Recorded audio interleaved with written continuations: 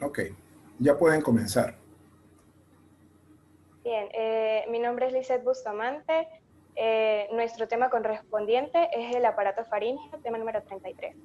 Para comenzar, ¿qué es el aparato faríngeo? El aparato faríngeo es una serie de estructuras embrionarias, las cuales son arcos, bolsas, membranas y hendiduras faríngeas, que se encuentran ubicadas en la región cefálica del embrión. Dichas estructuras aparecen en la cuarta semana del desarrollo y van a contribuir a la formación de la cara y del cuello.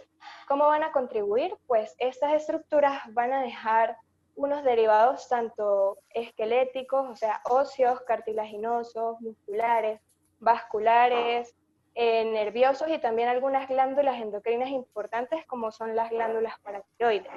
Está compuesto por células que migran desde la cresta neural del mesodermo local y del endodermo, y por dentro de este aparato se van a encontrar la faringe primitiva y la porción cefálica del intestino anterior. Para pasar las diapositivas. Ya voy para allá, ya te voy a ayudar con eso, tranquilo.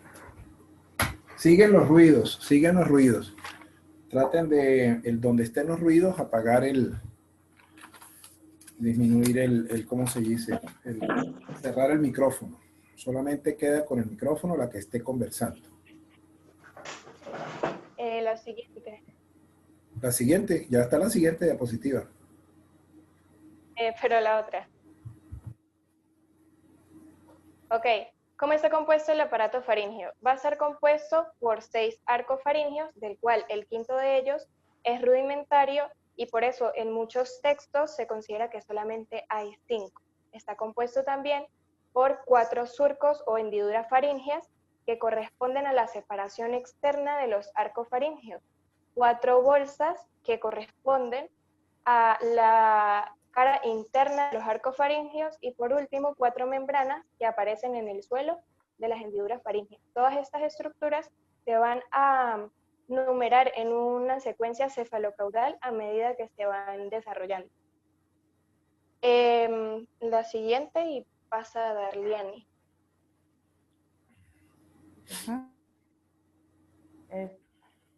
¿Me escuchan? Sí, claro, Derliani, adelante. Ok, entonces en continuación vamos a hablar de lo que son los arcos faríngeos. Sabemos que los arcos faríngeos están compuestos por mesénquima del mesodermo paraxial que nos ayudará a la formación del piso de la caja craneana y también de la formación de músculos voluntarios de la región craneofacial, así como de la formación o el desarrollo de la dermis del área del rostro. También estará compuesta por el mesodermo, por la lámina del mesodermo lateral que contribuirá a la formación de los cartílagos laríngeos y de los tejidos conectivos de esta región. También está compuesto los arcos faríngeos por la cresta neural que está formado o está originado en el neuroectodermo por las células del cerebro anterior, medio y el cerebro posterior. Estas células migran hacia la región ventral, donde ayudará a la formación de los arcos faríngeos. También cuenta con el desarrollo o contribuye a la formación de los arcos faringios, lo que es una pequeña engrosamiento de la región ectodérmica, que es conocido como placoas ectodérmicas. Ellas, junto con las células de la cresta neural, van a ayudar a la formación a la formación de los ganglios sensitivos craneales, como es el par craneal número 5, que es el trigémino, el par craneal número 7, facial, el par craneal número 9, glosofaríngeo, y el par craneal número 10, que es el vago. La otra diapositiva, doctor. La otra. La siguiente. Entonces, aquí. ahora hablaremos. Estabas aquí y pasamos para acá. Aquí podemos ver los arcos faringios con las otras partes que forman el aparato faríngeo, como son las bolsas que están internamente, las hendiduras que las separan en la parte externa y las membranas que están ubicadas en el suelo de las hendiduras faríngeas. Ahora sí, la siguiente.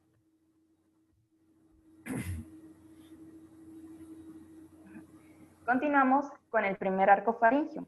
El primer arco faríngeo nos dará origen a tanto parte cartilaginosa, muscular, nerviosa, y nos dará el origen a una arteria, que es la arteria propia de este arco faríngeo.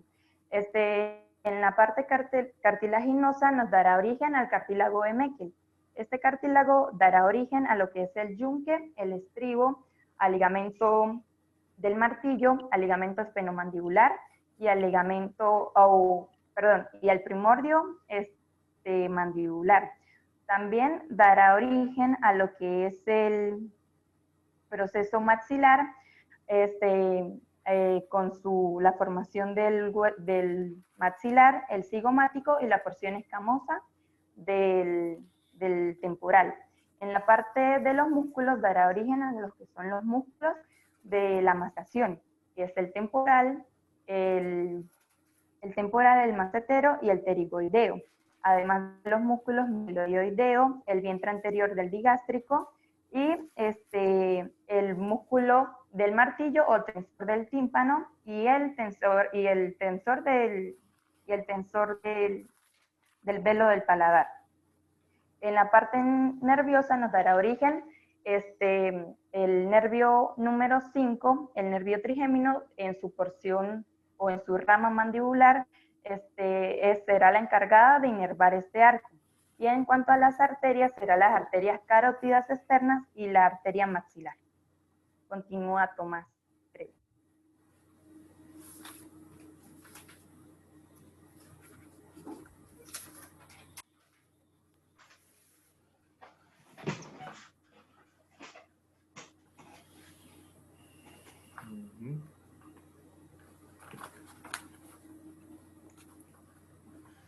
Bueno, dando continuidad a lo referente al segundo arco faríngeo, como primera consideración, vale mencionar las estructuras que componen a cualquier arco. Cualquier arco...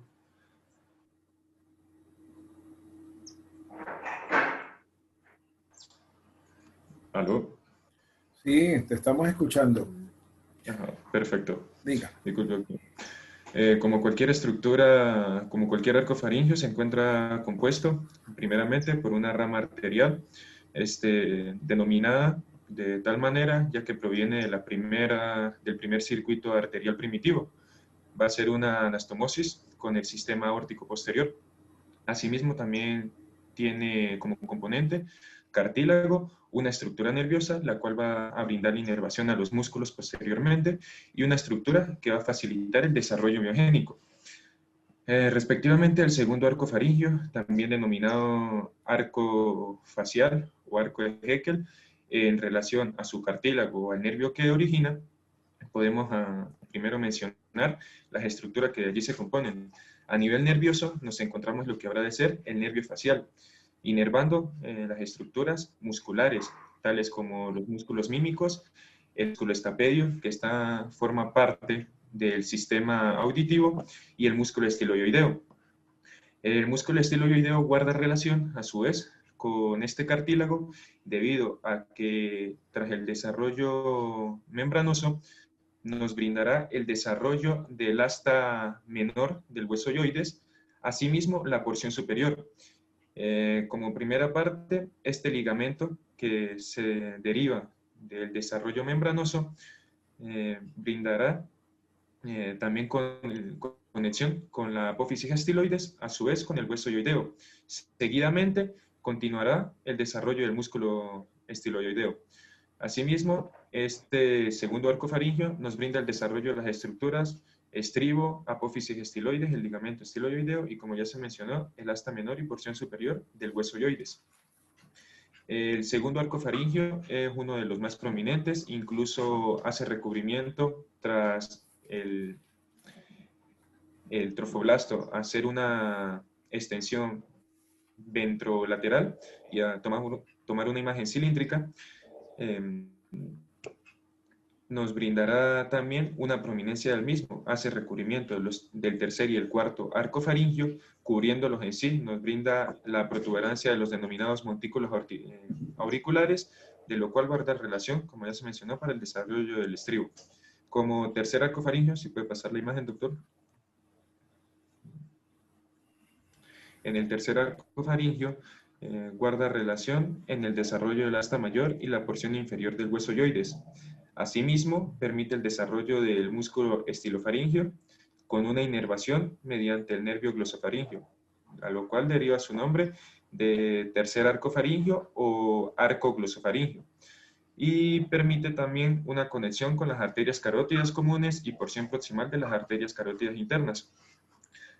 Por medio del tercer arco faríngeo, tema que se tomará posteriormente, es donde se sucede el desarrollo de pequeñas fístulas y conexiones o senos de tal manera que a nivel del espacio intercarotidio hace trayecto estas conexiones erróneas.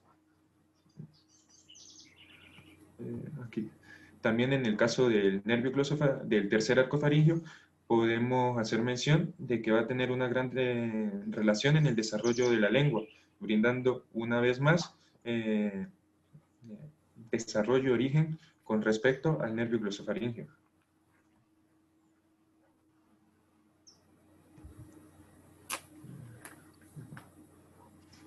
Bien, el cuarto arco faríngeo va a dar unos derivados cartilaginosos al fusionarse con el sexto arco faríngeo. ¿Qué es lo que va a formar? Va a formar el cartílago de la laringe, excepto la epiglotis, es decir, el tiroides, cricoides, aritenoides, cumiculado y cuneiforme.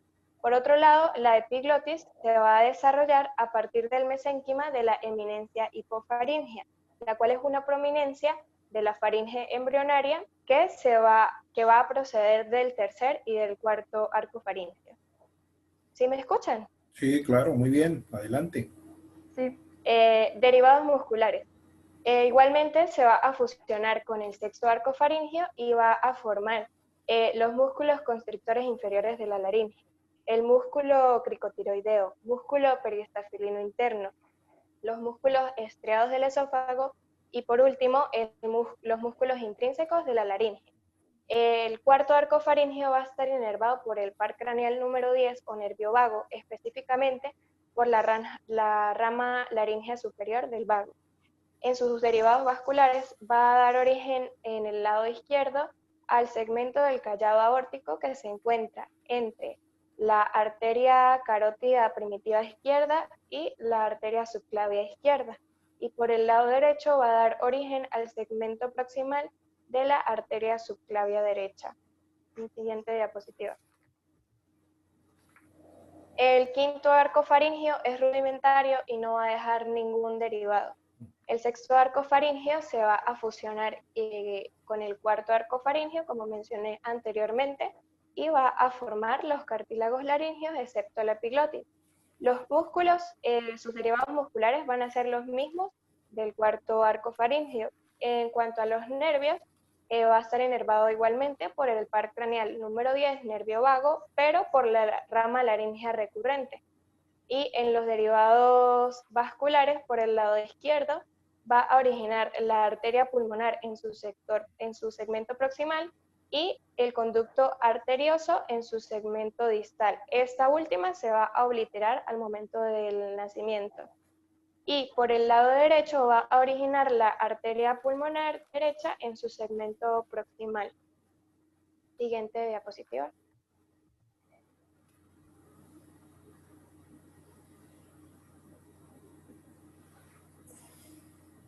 Las hendiduras faríngeas va a proseguir Darliani.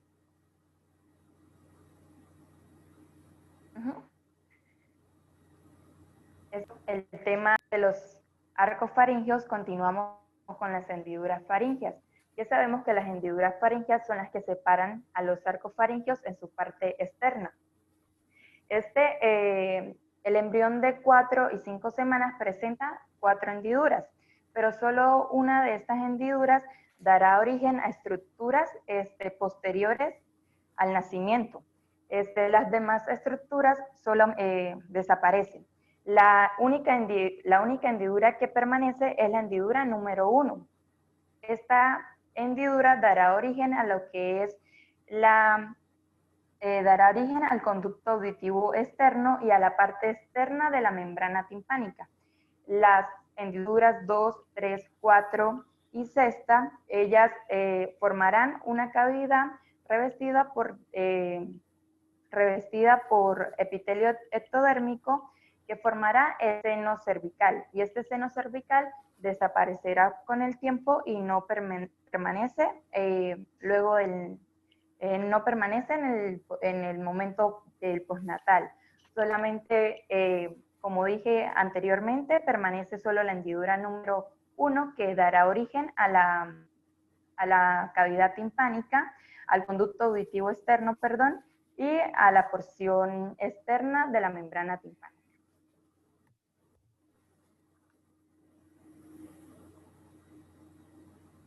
Darliani apagó eso, ya, perfecto.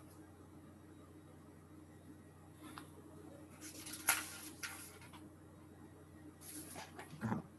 ¿Quién sigue con las bolsas? Ajá. Lo respectivo a las bolsas faringias. Las bolsas faringias hacen mención a las estructuras en su porción interna, en la contraparte a las hendiduras que haría porción externa de las estructuras del arco faríngeo. Las bolsas faringias tienen un recubrimiento de tipo endodermo en su porción interna. Las bolsas faringias son las que van a permitir en sí el desarrollo de las estructuras específicamente orgánicas, tales como tiroides, paratiroides, timo, que van a depender de cada una de las bolsas en cuestión. En la cara interna de las bolsas faringias, en un sentido cefalocaudal, es donde hacen su desarrollo. Van a tener una mayor amplitud en su porción caudal, en un descenso consecuente. También podemos mencionar lo respectivo a las bolsas faringias, que simplemente hacen mención 5 de las mismas. La última es atípica y a menudo se le considera parte de la cuarta. La quinta bolsa faríngea no brinda el desarrollo orgánico en sí, es la que se puede considerar atrófica. La 4 y la 6 permiten el desarrollo de las estructuras, las glándulas tiroides y las glándulas paratiroides superiores. Van a ir organizándose de manera escalonada, van a permitir el descenso, y en caso de no sucederse el descenso de las estructuras que originen, se denominarán atróficas o una agenesia de la estructura si no se desarrolla completamente. Tenemos una estructura, primera bolsa faríngea, que nos va a originar la bolsa timpánica, la trompa de Eustaquio, el revestimiento interno del tímpano y el antro mastoideo. Una segunda bolsa faríngea que va a brindar las fosas y criptas amigdalinas y la amígdala en cuestión. También nos va a brindar el recubrimiento de esta amígdala al hacer un abordaje faríngeo. Siguiente diapositiva. La tercera bolsa faríngea, en su porción ventral, nos va a originar el timo, así como una prolongación de este hacia craneal. En su porción dorsal nos brinda el origen de las paratiroides inferiores. La tercera bolsa faríngea, recalco, va a realizar un descenso de las estructuras que genere, tras la cuarta bolsa originar el paratiroide superior, así como la estructura de la glándula tiroides.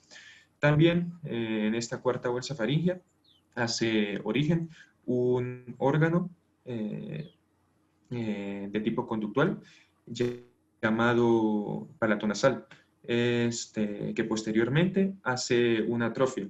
Y en la quinta bolsa faríngea, como último, nos brinda las células parafoliculares de la tiroides, que tienen relación a la producción y síntesis del calcio. Siguiente diapositiva.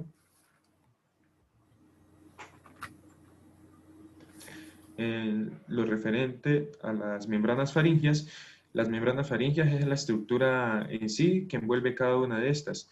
A nivel de las hendiduras, hacen una coalescencia que posteriormente van a hacer una anastomosis de estructuras. Aparecen en el suelo las 4 hendiduras faringias. Estas membranas se forman en la unión del ectodermo junto con el endodermo a nivel de la bolsa.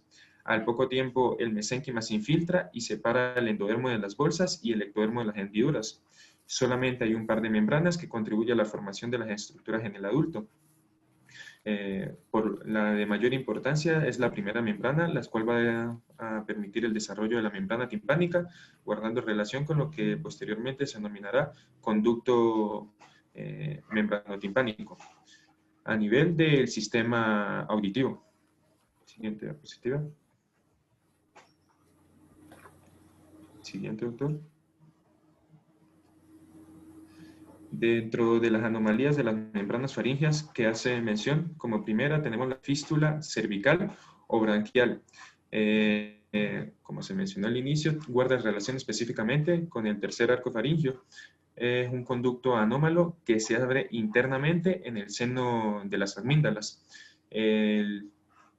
y externamente en la parte lateral del cuello. Normalmente se suele ubicar en la porción anterior del músculo esternocleidomastoideo. Es muy reconocible en el periodo de lactancia debido a que el nato realiza una supuración portal del conducto de una sustancia tipo mucosa. Es de fácil reconocimiento. Tenemos otra que es la fístula del seno piriforme, la cual parece ser el resultado de la persistencia de los rectos del cuerpo último branquial en su trayecto hasta la glándula tiroides. Dentro de la organogénesis de la glándula tiroides se desenvuelve una estructura denominada último cuerpo branquial, la cual, si no degenera en sí, va a realizar una prominencia que podrá ser palpable y vista a nivel lateral del cuello. En este caso, en la imagen es posible observar, tanto en la primera como en la segunda, en primera instancia, la fístula cervical, que incluso ha de determinarse si es una fístula completa o incompleta a nivel externo en conexión faríngea. Y en la segunda podemos observar la fístula que desarrolla, que puede sucederse en tipo quiste o simplemente una prominencia, como ya dije, ante la persistencia de los restos del cuerpo último branquial. Siguiente. Los quistes cervicales son restos de diversas partes del seno cervical, de la segunda hendidura faríngea o de ambos pueden persistir. El segundo cuerpo faríngeo es el más prominente dentro de los 4 pares, el cual hace un recubrimiento del tercero y del cuarto. Si no degenera en sí y no permite la correcta organogénesis, puede quedar porción de su estructura, desarrollando un quiste esférico o alargado. Normalmente se suele ubicar en la porción lateral del cuello o en el ángulo de la mandíbula. Incluso pues, algunos pueden realizar una fístula externa que también, al igual que una fístula braquial, desarrollaría la secreción de una sustancia mucosa. Como cuarta anomalía, los vestigios branquiales, que son la aparición de los restos cartilaginosos u óseos de los cartílagos de los arcos faríneos bajo la piel, en la parte lateral del cuello. En algunas instancias se puede confundir o denominar también como porción de apófisis laterales de las vértebras supernumerarias. Normalmente son estructuras cartilaginosas no dolorosas, pero que se llevan a extracción por métodos quirúrgicos. Suelen hacer presencia ante el tercio inferior del músculo esternocleidomastoideo. Siguiente. Síndrome del primer arco faríngeo. El síndrome del primer arco faríngeo es el desarrollo anómalo de los componentes del primer arco faríngeo. Esto va a originar diversas anomalías congénitas en ojos, oídos, mandíbula y paladar. Es el resultado de la migración insuficiente de las células de la cresta neural hacia el primer arco durante la 4ª semana. Va a presentarse en 2 manifestaciones clínicas principales. La primera es el síndrome de Treacher-Collins, en el cual se va a observar una hipoplasia malar, es decir, un desarrollo insuficiente de los huesos cigomáticos de la cara, asociadas con fisuras palpebrales de descenso diagonal, defectos en los párpados inferiores, deformidades en las orejas y en ocasiones alteraciones en oído medio. El gen TCOF1, que es Treacher-Collins Branches Day 1, va a secretar una proteína llamada Trickel, que va esta misma, a su vez, es la encargada de la biogénesis de ácido ribonucleico y va a contribuir a la formación de los huesos y cartílagos de la cara. Entonces, la mutación de este gen se asocia al síndrome de Tucker-Collins. También se encuentra la secuencia de Pitt-Robin como segunda manifestación clínica, que se asocia a una hipoplasia de la mandíbula, a un paladar hendido y defectos en ojos y oídos. Muchos de estos casos son esporádicos. El defecto iniciador es una micrognatia, que es una mandíbula muy pequeña que va a dar lugar al desplazamiento de la lengua hacia una ubicación posterior. ¿Qué es lo que esto va a generar? La obstrucción de la fusión de los procesos palatinos y va a dar como un resultado un paladar hendido bilateral. Siguiente diapositiva.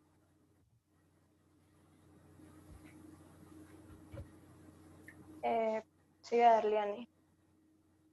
Ajá. Continuamos con las anomalías. Vamos a hablar del síndrome de Di-Giorgi.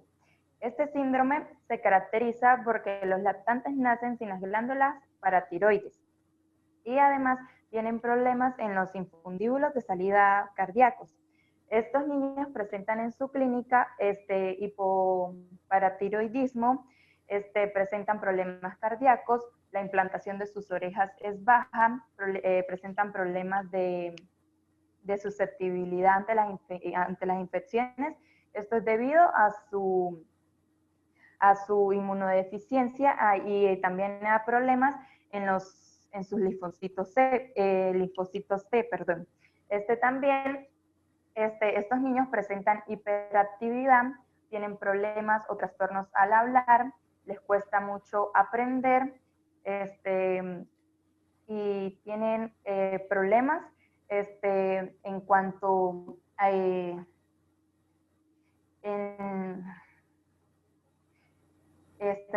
tienen hipoplasia tiroidea, tienen también un defecto en la boca, y como ya mencioné anteriormente, sus orejas son de implantación baja. También una de las anomalías es el tejido tímico accesorio. Esto es que en el cuello puede persistir una parte del timo en el cuello. A menudo es en la proximidad de las glándulas paratiroides inferiores. Esto se debe a que en el momento del desarrollo hay una división y por eso es su persistencia luego del nacimiento. La siguiente diapositiva.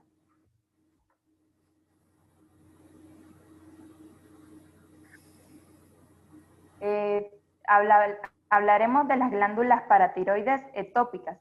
Esto quiere decir que las glándulas paratiroides se implantan en lugares inusuales, como lo son dentro de la vaina carotidia y raramente también en la submucosa del esófago y también en la hipofaringe. También tenemos el número anómalo de glándulas paratiroides.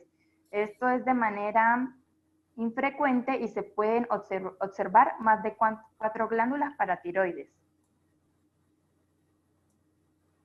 Ok, continuando con la anomalía que está diciendo Darliani, el número anómalo de glándulas paratiroides, de manera inusual se pueden observar más de 4 glándulas paratiroides o menos de 4. Las glándulas paratiroides supernumerarias se originan cuando los primordios se dividen, los primordios originales de las glándulas paratiroides se dividen, pero la ausencia de una glándula paratiroides se debe a la falta de diferenciación de uno de los primordios o a la atrofia de una glándula en el periodo de desarrollo.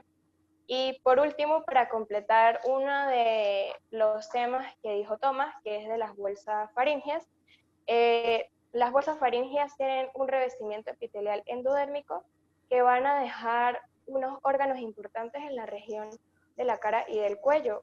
Yo se los voy a explicar, que es, por ejemplo, en la primera bolsa faríngea, se extiende y va a aparecer un receso tubotimpánico alargado. este receso tubotimpánico va a hacer contacto con la primera hendidura faríngea y así va a dar origen a la membrana timpánica o tímpano. La cavidad de este receso tubotimpánico se va a convertir en la cavidad timpánica y en el antro mastoideo, y la conexión que existe entre este receso tubotimpánico con la faringe va a formar, o sea, se va a alargar paulatinamente y va a formar en última instancia la trompa de Eustaquio. En la segunda bolsa faríngea queda prácticamente eliminada a medida que se van formando las amígdalas palatinas. Parte de la cavidad de esta segunda bolsa se convierte en la fosa amigdalar, que es una depresión que se encuentra entre los arcos palatogloso y palatofaríngeo. El endodermo de la segunda bolsa crece hacia el mesénquima subyacente y la parte central de esta zona en crecimiento se va a fragmentar y va a formar las criptas amigdalares, que son depresiones similares a pequeñas fosas. El endodermo de esta bolsa también va a generar el epitelio de superficie y el revestimiento de las criptas amigdalares, y a las 20 semanas de desarrollo el tejido el mesénquima que rodea a las criptas se va a diferenciar en tejido linfoide, que se va a organizar luego en los nódulos linfáticos de las amígdalas palatinas. En la tercera bolsa faríngea, que es la siguiente diapositiva, ella va a originar dos órganos, uno en la región ventral y uno en la región dorsal. A la sexta semana de vida intrauterina, el epitelio de cada parte vulvar dorsal se va a diferenciar en una glándula paratiroides, y por su parte, en la región ventral, el epitelio de las porciones centrales alargadas de la bolsa prolifera y va a ocupar esta cavidad. Este tejido se va a juntar en un plano medio y va a formar el timo. Este órgano linfático se va a mantener durante toda la vida de manera discretamente encapsulada como los vestigios del timo. Como mencionó Tomás, el timo y las glándulas paratiroides se van a separar por completo de la faringe a medida que el encéfalo se desplaza a la región craneal, y por otra parte la faringe y los órganos cardíacos se desplazan hacia una región más caudal. Y en una última instancia, estas glándulas paratiroides inferiores se van a separar del timo y van a quedar ubicadas en la porción dorsal de la glándula tiroides. En la cuarta bolsa faríngea igualmente se van a originar dos estructuras, una en la región ventral y una en la dorsal. En la región dorsal se va a originar las glándulas paratiroides superiores, que al igual que las anteriores se van a ubicar en la porción dorsal de la glándula tiroides, y la región ventral se va a formar el cuerpo último faríngeo, que es como un ramo de células parafoliculares de la tiroides. Y la quinta bolsa faríngea es atípica y a menudo se considera parte de la cuarta bolsa, ya que su derivado es el mismo de ella. Bien. ¿Finalizaron? Doctor. Ajá.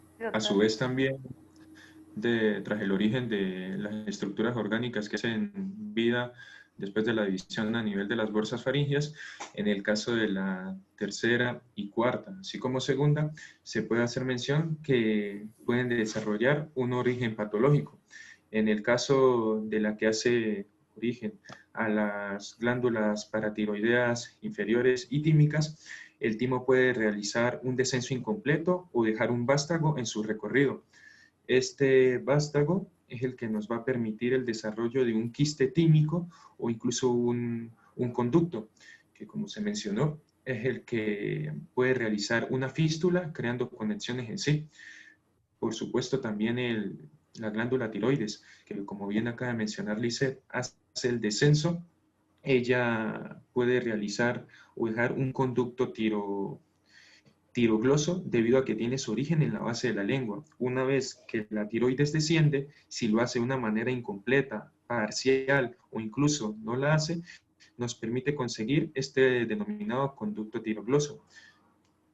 posteriormente pues puede desarrollar, una vez que se inicia su diferenciación y producción de células especializadas de tipo tiroideo, puede incluso alcanzar una composición patológica o maligna por el desarrollo de un cáncer en sí.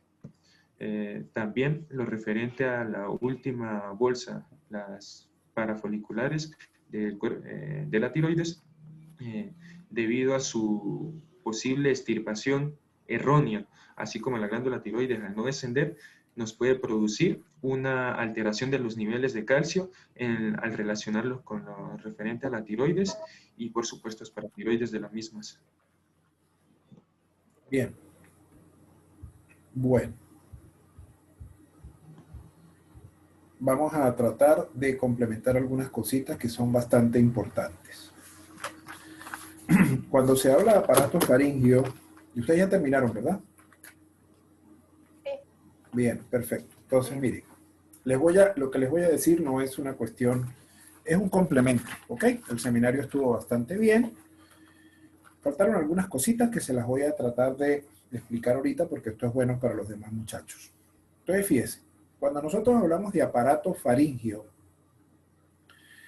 estamos hablando de un conjunto de estructuras que son originarias de este tejido mesenquimático que se activa con la unión del mesodermo y de las células de la cresta neural. Eso es importantísimo que ustedes lo tengan en cuenta. Por lo tanto, cuando nosotros hablamos de aparato, si ustedes se ponen a analizar todo lo que ustedes comentaron y dijeron, se dan cuenta que este aparato produce estructuras relacionadas con el sistema inmunológico, el sistema vascular, el sistema hormonal, el sistema de la fonación, el sistema de la audición y evidentemente, si estamos hablando del sistema inmunológico, pues con el sistema linfático. Algunos autores hablan de un anillo linfático faríngeo. Y eso está relacionado fundamentalmente con la formación de las amígdalas y de las criptas amigdalinas. Ustedes comentaron también lo de las células C o parafoliculares en el mecanismo de la calcitonina. Interrelacionan las estructuras que se forman con la tiroides, que interviene con el metabolismo. Y también hay que mencionar de que todas esas estructuras tienen un componente muy importante. Fíjense que ahorita que conversemos de lo que es la primera bolsa, la segunda bolsa, yo más o menos les voy a explicar algo que yo quisiera pues mencionarles a ustedes en esta presentación. Esta lámina que ustedes tienen aquí, que está prácticamente a la derecha de la pantalla de ustedes, es una lámina que es interesante reforzarla, ¿ok? Porque fíjense, nosotros tenemos el núcleo del mesénquima, y dentro de ese núcleo de mesénquima vemos en la cara interna, vemos la formación del músculo, vemos la formación de un nervio, vemos la formación de un vaso sanguíneo y en la cara externa vemos la formación de un cartílago. Esto puede ser una pregunta de examen, ¿verdad? ¿Cómo está formado el núcleo de mesénquima de los arcos faringios? Recuerden que se hablan de arcos faringios, no se hablan de arcos branquiales.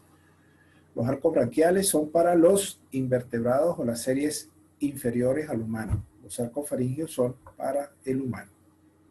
¿Ok? Entonces es importante recalcar esto sobre la estructura. Por ejemplo, yo les puedo preguntar un examen en el núcleo mesenquimatoso, en el núcleo mesenquimatoso de los arcos faringios, ¿qué hay? Entonces hay músculo, lo puedo colocar músculo internamente, nervio superior, vaso inferior y cartílago externamente, o simplemente puedo colocar los tres, no importa el orden que sea, pero esto es importante que lo tengan en cuenta. Bien. Siempre que se vayan a formar los arcos faringios, ¿verdad? Todo eso se activa con la llegada de las células de la cresta neural. Y siempre se deben expresar dos tipos de genes. Los genes OX y la concentración de ácido retinoico. Sin esos factores, los arcos faringios no se desarrollan. En el segundo arco se expresa el gen HOX2 y en el tercer arco se expresa en el gen HOX3. Muy bien. ¿Por qué? Ustedes no se han preguntado por qué el arco faríngeo tiene el mayor crecimiento que los demás. Eso tiene una explicación, ¿verdad? Eso tiene una explicación. Y por eso es que se produce el seno germinal. Ahorita vamos a volver sobre esta. Por aquí lo vi yo. Aquí está el seno cervical. ¿Ves? Porque este segundo arco crece más que los demás. Si ustedes ven la proporción, se dan cuenta que este es mucho más grande y que va a tapar el tercero y el cuarto arco. Y se forma el seno cervical. Entonces, ¿por qué se produce ese crecimiento? Bueno, se produce ese crecimiento porque se expresa en él el Sony G de Hox, el factor de crecimiento fibroláctico 8 y la proteína morfogénica del hueso número 7. Y esos son inductores en la proliferación del mesénquima. Entonces, claro, esto en condiciones normales, el seno cervical debe desaparecer. Pero como ya ustedes lo mencionaron, si persiste, pues va a presentar otra serie de problemas. Bien.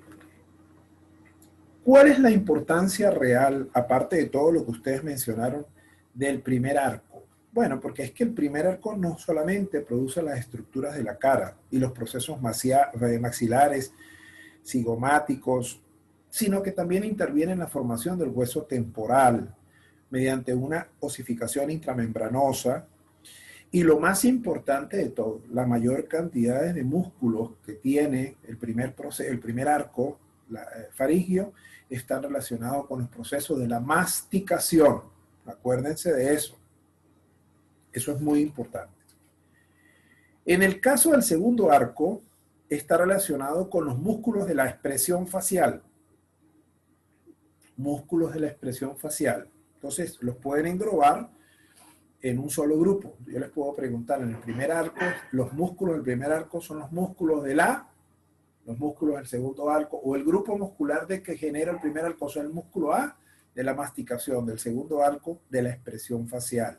Por eso es que usted ve que habla del bucinador, del auricular, del frontal, del cutáneo del cuello, del auricular de los labios, del auricular de los párpados, del músculo del estiloideo y el vientre posterior de la pared epigástrica. Eso es muy importante. Los nervios, ¿verdad?, tienen núcleos aferentes y núcleos eferentes. Eso lo van a ver ustedes cuando revisen los seminarios de la parte de neurológica. Por eso es que muchos de estos nervios tienen un componente mixto, un componente aferente y un componente eferente. Cuando se hablan de los núcleos eferentes viscerales, estamos hablando específicos o somáticos, estamos hablando de sensitivos. Y cuando estamos hablando de eferentes, estamos hablando de motor. Entonces, por eso es que a veces cuando ustedes leen, por ejemplo, los músculos que forman el séptimo par, el quinto par, se dan cuenta que son nervios que tienen un componente sensitivo y un componente motor. Bien. Hay una cosa interesante que yo quería mencionar con respecto a lo del sexto arco. Ustedes lo mencionaron aquí cuando hablaron de los derivados vasculares y hablaron de la persistencia del conducto arterioso. Cuando se altera el sexto arco, se va a producir algo que se llama la persistencia del conducto arterioso. Y esa persistencia del conducto arterioso hay que mencionarla porque ella es una cardiopatía cianógena, ¿verdad? Cianógena. Entonces, es el defecto único más frecuente, que se encuentra en los recién nacidos y tiene un mayor porcentaje a nivel del sexo femenino. Es más peligroso si es más corto y más grueso. Ustedes que estudian enfermería se van a dar cuenta que se van a enfrentar a muchos casos con persistencia del conducto arterioso. Y bueno, y entonces ustedes se van a preguntar, ¿es corto, es largo, es grueso, es fino? Y van a saber más o menos el pronóstico y qué es lo que van a hacer. Normalmente, los que son cortos y gruesos siempre van para cirugía. Los que son largos y finos se puede hacer un tratamiento farmacológico o un cateterismo. Y la otra malformación que se produce cuando hay un defecto en el sexto arco faríngeo, estamos hablando de la coartación de la aorta. Bueno, con respecto a lo demás no tengo más que agregar porque se hizo la aclaración de la membrana timpánica, que era una derivada de la membrana timpánica, es derivado de la primera membrana timpánica, no es derivada de las bolsas, ¿no? Está bien, se hizo la aclaración del conducto auditivo externo, se hizo la aclaración de la apófisis mastoide, y bueno, y me parece que el seminario está bien estructurado, se hablaron de las cosas importantes, y bueno, yo de mi parte los felicito. Yo ahorita voy a tratar, dígame. Disculpe que lo interrumpa. También hace rato que usted estaba mencionando como primer punto en las estructuras que se encuentran en el núcleo de cada arco faríngeo, hizo mención de que los genes que más influían era tanto el HOTS como el ácido retinoico. Lo que estuve leyendo, tanto en el primero como el segundo arco, también tiene una gran importancia el factor de crecimiento fibroblástico, Claro. Ya que en su origen al cartílago de Meckel en el primero y en el de Haeckel en el segundo, pues inducen el desarrollo para el posterior origen de lo que vendría a ser tanto el maxilar como el mandibular. Asimismo, en lo que compete al ácido retinoico, claro, es de gran importancia en la aparición de la patología de labio y paladar hendido. Cuando hay descenso del mismo, es donde hay mayor preponderancia, que influye si en una niña es donde se presenta de mayor manera en el del paladar y en el de los varones el del labio. Todo influenciado por la cantidad de ácido retinoico que hacía presencia. Otra cosa que quisiera preguntar, eso sí, cuando hizo mención de lo que es el conducto arterioso, pues sí, se desarrolla por la no retracción del sexto faríngeo, ¿cierto? Pero el sexto en sí permite el desarrollo de la aorta o alguna de las carótidas en sí, que me causó confusión esa... No. Lo que pasa es que acuérdense ustedes que cuando vean el seminario vascular se van a dar cuenta que están los arcos aórticos. El primer arco, el segundo arco, el tercer arco. Bueno, eso tiene mucha relación con ellos en la relación. Eso no tiene nada que ver con la relación de la aorta. Simplemente que son estructuras que van a migrar y como están relacionadas con los arcos aórticos primitivos, pues entonces van a permitir o inducir la formación de esas estructuras. Ok, vale, gracias. Mire, hay una cosita que les iba a decir, por si acaso la leen, ¿no? Algunos autores dicen que puede existir, algunos autores hablan de una quinta bolsa faríngea y lo mencionan como el cuerpo último branquial o telebranquial. Algunos autores están mencionando de que eso puede ocurrir, ¿ok? Que eso puede ocurrir, que eso puede aparecer. Entonces yo se los digo por si acaso ustedes lo leen, pues para que se den cuenta, porque como aquí hablamos de que eso totalmente desaparece, pues yo también les quiero decir que en algunas ocasiones hay algunos autores que lo pueden mencionar, ¿verdad? Y que pueden hablar sobre eso, sobre un vestigio, sobre un cuerpo último branquial o telebranquial. ¿Ok? Y que supuestamente ese cuerpo último branquial o ese vestigio último branquial o telebranquial se puede diferenciar en las células C, que son las células parafoliculares de la tiroides. Tengan en cuenta eso. ¿Ok? Bueno, vamos a detener la grabación y vamos